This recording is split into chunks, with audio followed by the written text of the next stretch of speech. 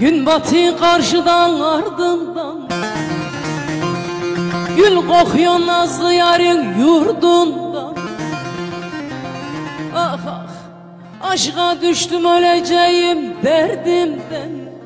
Deli boyraz gibi esem mi neydem? Ah ah, esem mi neydem? Neydem, neydem, neydem, neydem, neydem? Yelin içinden esem neydem, neydem, neydem, neydem? Elin içinden oy oy oy oy. Aşka düştüm öleceğim derdimden. Deli boyraz gibi esem mi neydem? Ah esem mi neydem? Neydem, neydem, neydem, neydem? Yelin içinden esem mi neydem? Neydem, neydem, neydem? Elin içinden oy oy oy.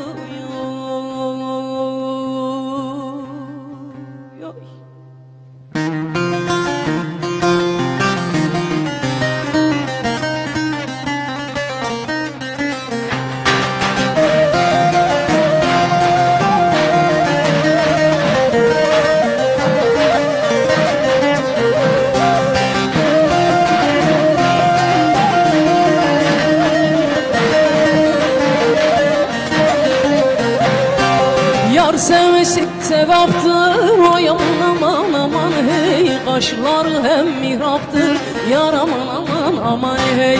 Yar sevmesi sevaptır, oy aman aman aman hey. Kaşlar hem mihraptır, yar aman aman aman hey. Bir buzecik ver dedim, oy aman aman aman hey. Dudakları şaraptır, yar aman aman aman hey. Bir buzecik ver dedim, oy aman aman aman hey. Dudakları şaraptır, yar aman aman aman hey.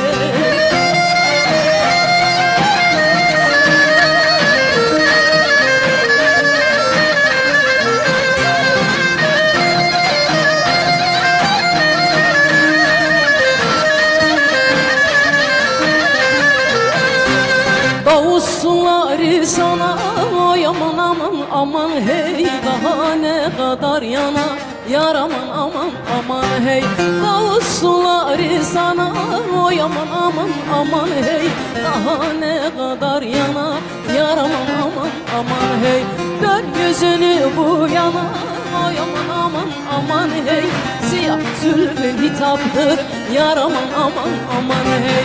Dön yüzünü bu yana, oy aman aman aman hey. Siyah zülfün hitaptır, yar aman aman aman hey. Evet. Bence bu iş burada bitmiştir ya.